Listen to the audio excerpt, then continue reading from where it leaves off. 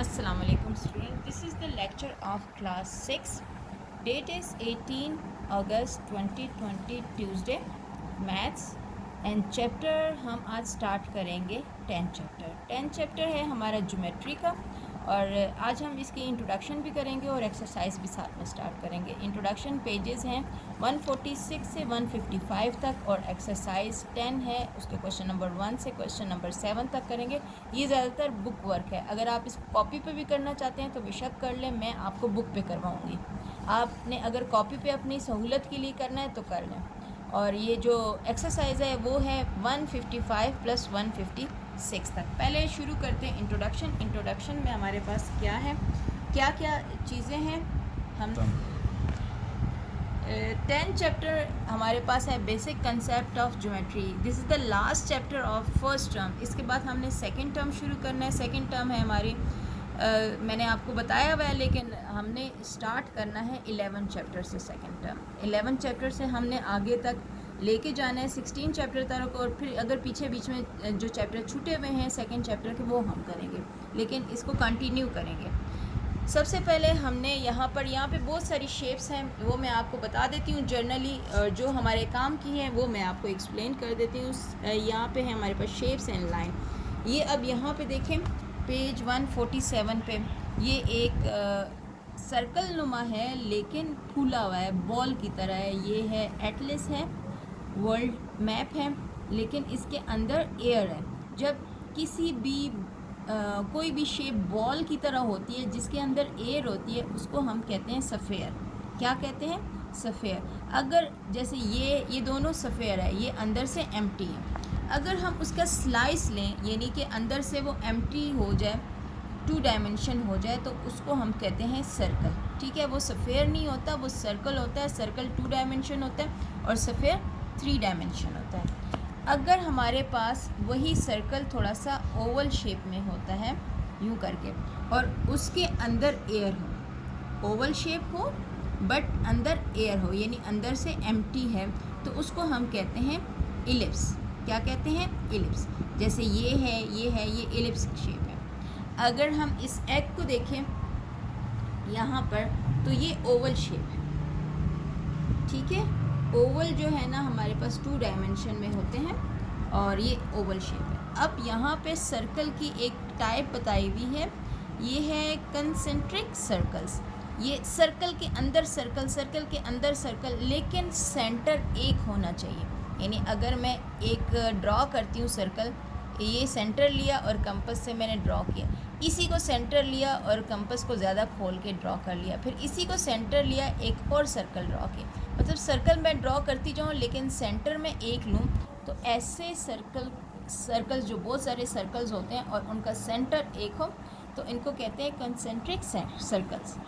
अब आगे आ जाए, हमारे पास है हेक्सागन। हेक्सागन का आपको पता है कि ऐसी शेप जिसकी 6 साइड होती हैं वो हेक्सागन होती है। इसके जो ये बीज है, शहद की मक्खियों के जो घर होते हैं, वो भी हेक्सागन की तरह ही होता है। ठीक है, ये चीज़ है हमारे पास। और इसके बाद देखिए, अगर आप ऑरेंज को काटते हैं, इसके भी डिफरेंट सेक्टर्स आ जाते हैं हमारे पास उसके स्लाइस में। ठीक है, और ये एक स्लाइस के अंदर क्या आ रहा है हमारे पास? ट्रायंगल आ रहा है। क्या आ रहा है? ट्रायंगल है। और अगर हम इसको स्ट्रेट लाइन देखें, स्ट्रेट लाइन क्या होती है? एक सीधी लकीर। बस स्ट्रेट लाइन का प्रॉपर डेफिनेशन ऐसी होती है कि एक अगर हम लाइट मारते हैं तो लाइट बिल्कुल एक स्ट्रेट पाथ पे मूव करती है। ये मैं आपको आगे डेफिनेशन भी इसकी बताऊंगी। स्ट्रेट पाथ पे वो मूव करेगी। अगर मैं इसको स्ट्रेट रखना चाहूँ तो वो एक ही, देखो, एक ही पॉइंट से निकल के वो अगले कागज़ में से होते हुई जा रही है, तो इसका मतलब है वो स्ट्रेट है बिल्कुल। पैरेलल लाइंस इन्होंने यहाँ दी हुई हैं। अब ये पैरेलल लाइंस क्या होती हैं? पैरेलल लाइंस स्ट्रेट लाइंस होती हैं, 2 भी हो सकते हैं, 3 भी हो सकते हैं, लेकिन पैरेलल लाइन कभी भी एक दूसरे को इंटरसेक्ट नहीं करेगी कहीं पर भी, और इनके जो दरमियान का जो डिस्टेंस होगा ना वो हमेशा सेम रहेगा। जैसे ये पैरेलल लाइंस है, ये इसके पैरेलल लाइन नहीं है, लेकिन ये आपस में पैरेलल है, इनका जो डिस्टेंस है वो सेम रहेगा। ये पैरेलल लाइंस है हमारे पास। इनकी डेफिनेशंस भी हैं, मैं आपको मोटा मोटा बता देती हूँ कि पॉइंट क्या होता है और लाइन क्या होती है, लाइन सेगमेंट क्या होती है, इनके बारे में बताती हूँ मैं। यहाँ पर इन्होंने डेफिनेशन लिखी हुई है इसकी पॉइंट की। पॉइंट क्या है? A point has no length, breadth और हाइट। एक पॉइंट जो है उसकी लेंथ भी नहीं होती, ब्रेथ भी नहीं होती और हाइट भी नहीं होती।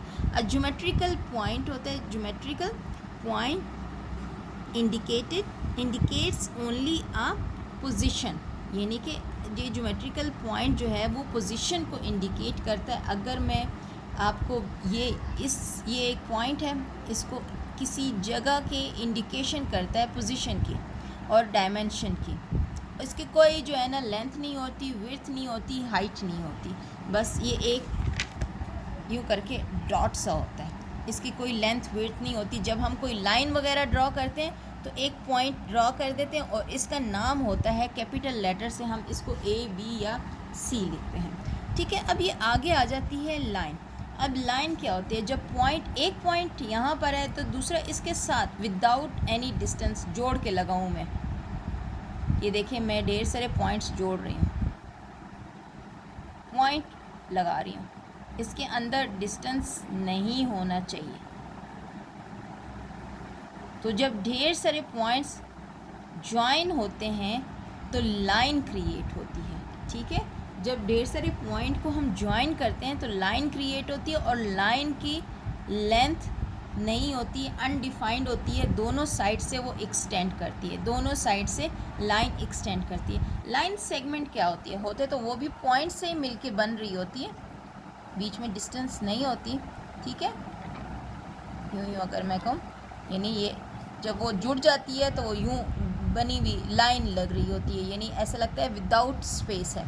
और इसके एंडिंग पॉइंट्स जो होते हैं ना, यानी हमने पॉइंट का वर्ड यूज़ किया तो हम ये वाले पॉइंट लगाएंगे, A और B, कोई भी कैपिटल लेटर उसको शो करता है। यानी लाइन सेगमेंट का एंड पॉइंट मौजूद होता है, उसकी कोई लेंथ गिवन होती है। लाइन की लेंथ गिवन नहीं होती, एक्सटेंड करती है, दोनों डायरेक्शन से एक्सटेंड करती है। लाइन सेगमेंट जो है लिमिटेड लेंथ होती है, चाहे वो छोटी हो चाहे वो बड़ी हो, लेकिन एक लेंथ गिवन होती है। रे क्या होती है? रे भी पॉइंट से मिलके बनती है, लेकिन एक साइड से स्टॉप होती है और एक साइड से एक्सटेंड होती है, यानी एक साइड का एंडिंग पॉइंट मौजूद होता है और दूसरी साइड से वो एक्सटेंड कर रही होती है, ठीक है। ये पॉइंट है, ये लाइन है, ये लाइन सेगमेंट है, ये रे है। और अब ये प्लेन क्या होता है? प्लेन हमने यहाँ पर भी देखा है, ये देखें, a plane is a 2 dimension surface. Surface को कहते हैं 2 डायमेंशन सरफेस होती है, that has length and breadth, जिसकी लेंथ और ब्रेथ हो वो सरफेस होती है। अगर मैं कोई भी स्क्वायर ये बना लूँ या रेक्टेंगल बना लूँ, ट्राइएंगल बना लूँ, सर्कल बना लूँ, तो वो एक सरफेस होगी, 2 डायमेंशन होंगी उसकी, ठीक है। उसकी लेंथ भी होगी, उसकी विड्थ भी होगी। जैसे ये हमारे पास एक प्लेन है। अब ये बिल्कुल स्ट्रेट में है, ठीक, ये रेक्टेंगुलर प्लेन है। आगे इन्होंने कहा है टिल्ट प्लेन। टिल्ट प्लेन अगर मैं इसी को रोम्बस की शक्ल दे दूं तो ये टिल्ट प्लेन हो जाएगी, यानी प्लेन जो बिल्कुल रेक्टेंगुलर शेप में है, लेंथ एंड ब्रेथ है, उसको मैं उसको रोम्बस के शेप में दे दूं, यानी उसको थोड़ा सा तिरछा कर दूं, तो उसे हम टिल्ट प्लेन कहते हैं। अब आगे इन्होंने कहा है हॉरिजेंटल प्लेन। हॉरिजेंटल प्लेन यानी अगर मैं आपको नेक्स्ट यहाँ पे शेप दी हुई है रूम की, ये देख लें, ये रूम बनाया हुआ है, ठीक है। तो हॉरिजेंटल होती है ये ज़मीन वाली प्लेन और ये छत वाली, यानी हॉरिजेंटल लाइन हमेशा यूँ होती है और वर्टिकल लाइन हमेशा यूँ खड़ी होती है, ठीक है। ये याद रखना, वर्टिकल लाइन खड़ी होती है और हॉरिजेंटल लाइन ज़मीन के साथ पैरेलल होती है, ठीक। तो ये वाली जो प्लेन है, ये वाली और छत वाली, ये होती है हॉरिजेंटल लाइन, और ये वाली प्लेन और ये वाली, ये होते हैं वर्टिकल प्लेन, ठीक है। ये वाली और ये वाली हॉरिजेंटल होती है और ये वर्टिकल होती है, ठीक है। इसके अलावा इन्होंने एक और प्लेन बताया है, इलिप्टिकल प्लेन। अगर आप ग्लास में पानी डालते हो और उसके देखिए एक सर्कल सा बन रहा है, वो भी तो सरफेस ही है ना, और इसमें इन्होंने गिलास को थोड़ा सा टेढ़ा किया हुआ है। अगर आप गिलास को टेढ़ा करके देखोगे तो यूँ ओवल सा बन जाएगा पानी का, और इन्होंने इस ओवल को क्या नाम दिया है? इलिप्स का। ये जो मैंने आपको पहले यहाँ पर दिखाया था, ये इलिप्स का, यूँ करके शेप बन जाएगी इलिप्स की। तो इस वजह से इस सरफेस का नाम इन्होंने इलिप्टिकल प्लेन कहा है। इसका नाम क्या रखा है? Elliptical plane. अब यहाँ पर इन्होंने बताया हुआ है two plane intersect, if two plane intersect they do same in only one line. अच्छा, अगर दो प्लेन इंटरसेक्ट कर रहे हैं, देखो अगर प्लेन इंटरसेक्ट कर रहे हैं तो एक लाइन में इंटरसेक्ट करेंगे, ठीक है।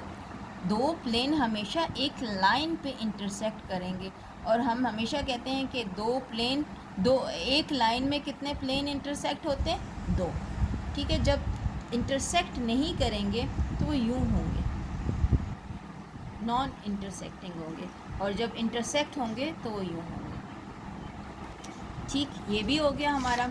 अब मैं आपको यहाँ बताती हूँ, देखिए इन्होंने दोबारा दिखाया हुआ है, 0 डायमेंशन होती है पॉइंट की, क्योंकि लेंथ विड्थ नहीं होती। और लाइन की कितनी डायमेंशन होती है? 1 होती है। या तो वो यूँ होगा और या वो यूँ होगा, यानी या तो उसकी लंबा लेटा हुआ होगा या वो खड़ा हुआ होगा, या लेंथ में होगा या वो हाइट में होगा, लेकिन 1 डायमेंशन होती है। और अगर मैं प्लेन की देखूं तो वो 2 डायमेंशन होती है, और अगर मैं क्यूबॉइड देखूं तो वो 3 डायमेंशन होती है, ठीक है। सॉलिड की हमेशा 3 डायमेंशन होती है, लेंथ भी होती है, विड्थ भी होती है, और हाइट भी होती है। ये थी हमारे पास इस ज्योमेट्री के इस एक्सरसाइज में जो रिक्वायरमेंट थी वो यहाँ तक थी। अब हम इसी के साथ इसकी एक्सरसाइज को शुरू करेंगे, क्योंकि इसमें कोई इतनी ख़ास चीज़ें नहीं थी। जो मैंने आपको यहाँ पे मैं दिखा देती हूँ, एक और 2 चीज़ें थी वो मैं आपको बताती हूँ।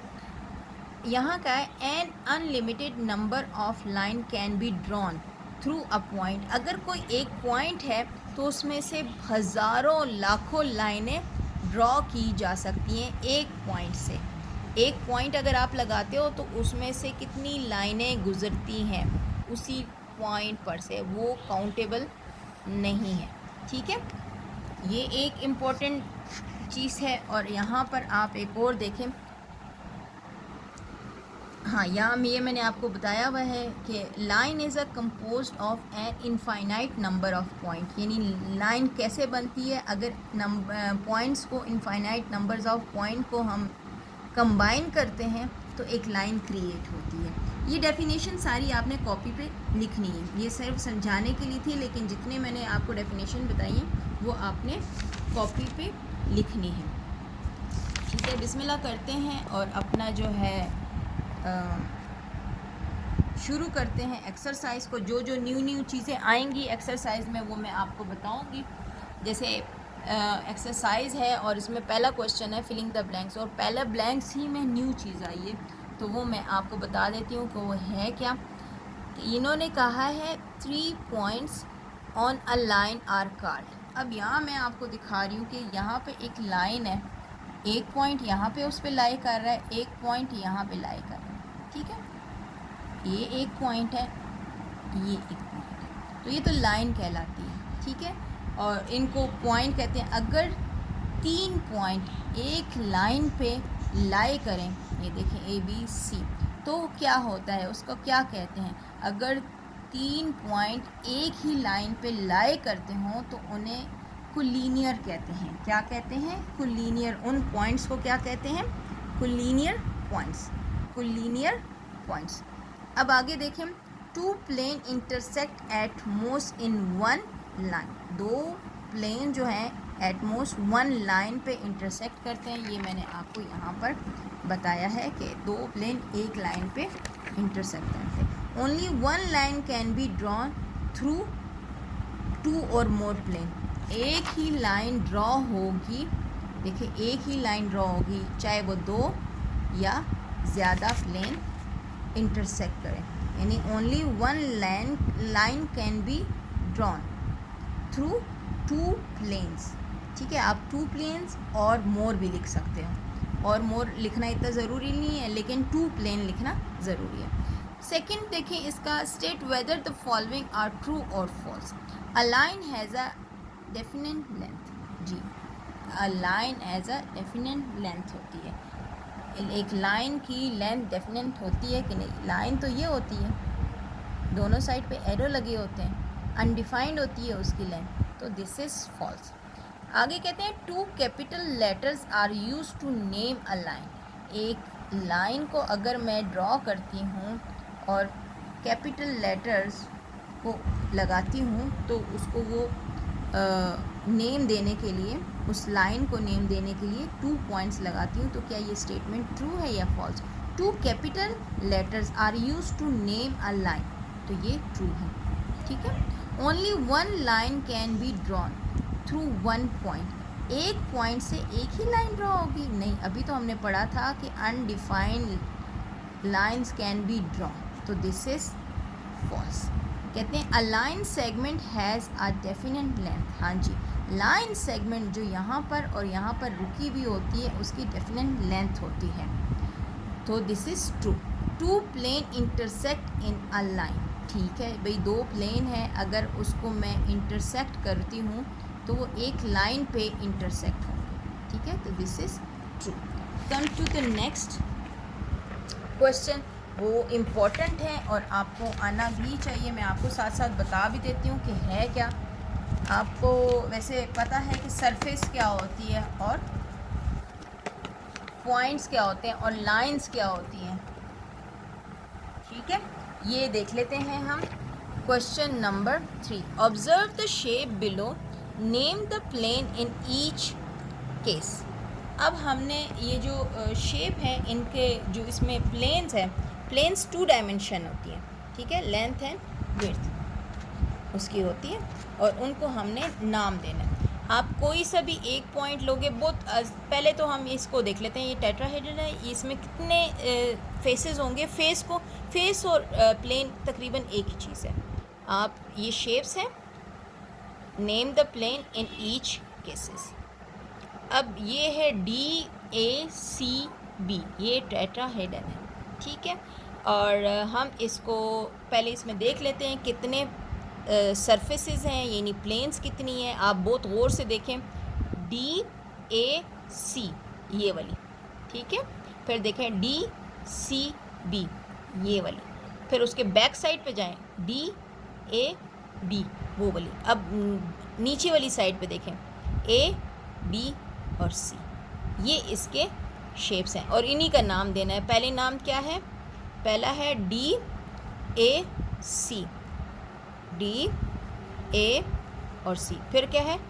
इस पॉइंट को इसलिए एक ही दफ़ा यूज़ करें बार बार कि यहाँ से अगर आप अलग अलग नाम देंगे तो आपको मिक्स हो जाएगा, इसमें से आपका मिक्स नहीं होगा। मैंने D से शुरू किया, DAC, DCB, DBA और ABC, तो आराम से हर प्लेन जो है ना हमारे पास काउंटिंग में आ जाते हैं। DCB, DCB, फिर DBA, DB और A, फिर बॉटम वाली AB और C, यह आ गई इसकी।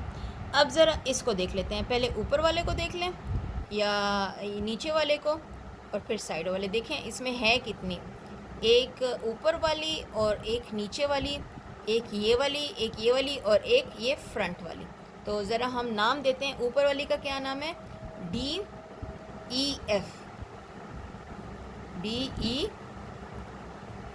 और नीचे वाले का क्या नाम है? ABC, AB और C, ठीक। अब साइडों वाले पे, ये फ्रंट वाली है, ठीक है, 4 कोने हैं इसके, और इसके भी 4 कोने हैं और इसके भी 4 कोने हैं। चलो जी, यहाँ देख लेते हैं, A B E and D, ABED, फिर यहाँ से BEB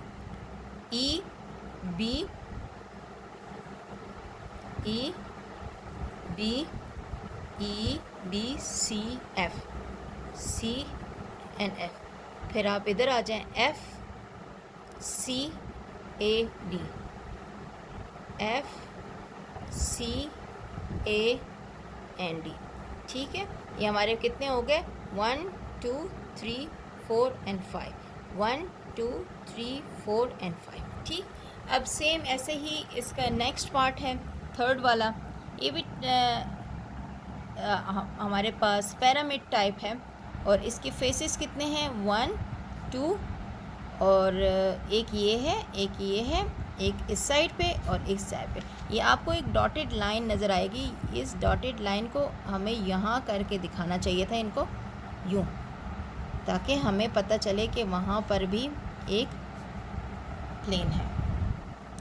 तो ये वाली जो है 1 हो गई, ये वाली 2 हो गई और इसके ये वाली 3 और ये वाली 4 और ये 5, टोटल 5 है। अब इनके नाम देंगे तो आपको ज़रा पता चल जाएगा। पहले E A B, E A B, E B C, E B C, E D A, E D A, E A B, E B C, E C D, E C D, E C and D और फिर E D A। उसको बाद में वाले को पहले इसलिए नहीं लिख रही ताकि आप लोगों को मिसिंग ना हो जाए। और एक बॉटम वाली, ये 3 थे इसके कोने और बॉटम वाली के 4 हैं, A B C and D। तो कितने सरफेसेस हैं, 1 2 3 4 5 प्लेन्स हैं, ठीक है। अब इस वाले को देख लेते हैं हम। ये कितने हैं, 1 2 3 4 5 हैं। उस तरह भी पता चल जाता है, आप यहाँ से गिन लो, 1 2 3 4 and 5 तो होंगे ज़ाहिर, 5 यूँ हैं और 5 नीचे हैं। तो हमारे पास 5 प्लेन्स तो बन ही रही हैं, 5 प्लेन साइड्स वाली और एक ऊपर वाली और एक नीचे वाली। तो टोटल हैं हमारे पास 7। पहले ऊपर और नीचे वाले लिख लेते हैं, A B C D and E और ऊपर वाला है F G L H और M। अब जो साइडों वाले 5 हैं उससे देख लेते हैं। M से स्टार्ट करती हूँ मैं। ये है M A B F, M A B F। फिर यहाँ से आप इस वाले F पे आ जाएं, F B C G, F B C G। फिर G पे आ जाएं, G C D L, G C D L। फिर L D E H, L D E and H। फिर H E A M, H E A and M। Count कर लेते हैं, हमारे पास 7 होने चाहिए, 1 2 3 4 5 6 and 7।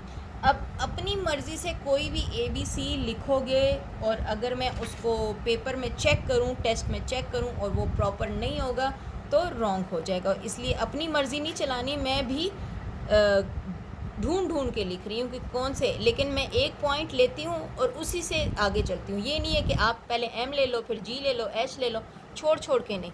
अब यहाँ देखते हैं कि कितनी सरफेसेस होनी चाहिए, प्लेन्स होने चाहिए, 1 2 3 4 5 6 साइडों पे हैं और एक नीचे है, तो ये 7 होंगी। तो हम G को ले लेते हैं, G F A, G F A और G A B, G B C and G C D and G D E and G E F। और बॉटम वाली जो है सबसे नीचे वाली वो है हमारे पास A B C D E and F। कितने उसके कॉर्नर हैं, 1 2 3 4 5 6, ठीक है। और ये टोटल होने चाहिए 7 होने चाहिए, 1 2 3 4 5 6 7 7, ठीक है। ये देख लें मैंने किस तरह की है, आपको समझाया है, आपको भी समझ आ गई होगी, नहीं तो आप दोबारा रिवाइंड करके देखें, दोबारा जो है ना लेक्चर को एक दफ़ा फिर देख लें। आगे इन्होंने कहा है क्वेश्चन नंबर 4 में, name the line segment in question number 3। अब लाइन सेगमेंट्स के नाम लिखने हैं सिर्फ थर्ड पार्ट के, जो ये थर्ड पार्ट है ना उसमें लाइन सेगमेंट के आपको नाम लिखने हैं। अब लाइन सेगमेंट तो 2 पॉइंट से मिलके बनते हैं, ये देखें। अगर हम इसको देखते हैं, ये है क्वेश्चन नंबर 3 आपका, ठीक है। ये क्वेश्चन नंबर 3 है, ये first part and third part, first और थर्ड पार्ट के, फर्स्ट और सेकंड पार्ट के, फर्स्ट और सेकंड ये दोनों जो पार्ट है ना इनका आपको लाइन सेगमेंट बताने हैं। अब लाइन सेगमेंट क्या है, यानी लाइन सेगमेंट 2 पॉइंट्स होंगे, जहाँ जैसे ए बी हो गया एक लाइन सेगमेंट, ए सी हो गया, बी सी हो गया, ए डी हो गया, डी बी हो गया, यूँ करके ये सारी लाइंस आपने बतानी हैं। अब अगर मैं इसका देखती हूँ फर्स्ट वाले पार्ट का, आपने बहुत ध्यान से देखना है, मैं इसी के बुक के ऊपर लिखूँगी, फर्स्ट पार्ट का इधर लिखती हूँ ताकि आपको नज़र आए। A D C D B D और A C B C and A B. चलो इसको देख लेते हैं हमारे पास कितनी बन रही है, 1 2 3 4 5 6 बन रही हैं। और यहाँ पे भी देख लेते हैं 1 2 3 4 5 6 लाइन्स हैं, ठीक है। अब अगले वाले को देख लेते हैं, अगले वाला क्या आ रहा है हमारे पास सेकंड पार्ट में। सेकंड पार्ट में भी लाइंस कितनी है, A B B C C A B B C A, ये बॉटम का हो गया। और अब मैं ऊपर वाले का देखती हूँ, डी ई एफ और एफ डी ई और एफ डी, ये ऊपर हो गया। अब लाइनें साइडों वाली, डी ए ई बी और F C, D A E B और एफ सी। कितनी लाइंस है मेरे पास, 1 2 3 4 5 6 7 8 9 है, यहाँ पे काउंट कर लेते हैं 1 2 3 4 5 6 7 8 9, तो ये पूरी है हमारे पास, ठीक है। अब क्वेश्चन नंबर 5 पे आ जाए, वो क्या कह रहा है, कहते हैं नेम द फॉलोइंग। अब ये ऐसे फर्स्ट पार्ट जो है उसका वो कुछ यूँ है कि दोनों से ए बी है और एक लाइन ड्रॉ की हुई है और दोनों साइड पे हमारे पास एरोज़ के निशान हैं।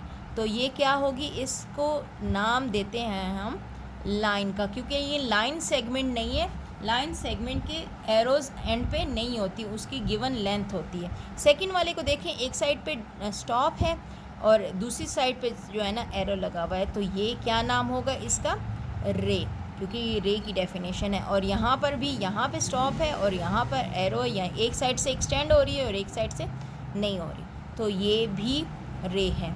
और फोर्थ पार्ट में देखें, दोनों साइड से एक्सटेंड नहीं हो रही, तो इसका क्या नाम है, लाइन सेगमेंट, ठीक है, लाइन सेगमेंट। अब क्वेश्चन नंबर 6 पे आ जाए। क्वेश्चन नंबर 6 कहते हैं how many points are there on a line. एक लाइन पे कितने पॉइंट्स होते हैं, ये अगर लाइन है तो कितने पॉइंट्स होते हैं। क्वेश्चन नंबर 6 में कह रहे हैं कि how many points are there on a line, एक लाइन पे कितने पॉइंट्स होते हैं। हमने बोला है कि लाइन्स कंपोजिशन ऑफ क्या है, पॉइंट्स है, तो इतने पॉइंट्स होते हैं। अगर उसको जोड़ जोड़ के बनाया जाए तो हमें तो पता ही नहीं चलता, वो काउंट सूटेबल ही नहीं है, तो अनडिफाइंड, ठीक है। और सेकंड कहते हैं how many lines can be draw through a given point, एक पॉइंट से कितनी लाइनें ड्रॉ होंगी, अनडिफाइंड, ठीक है।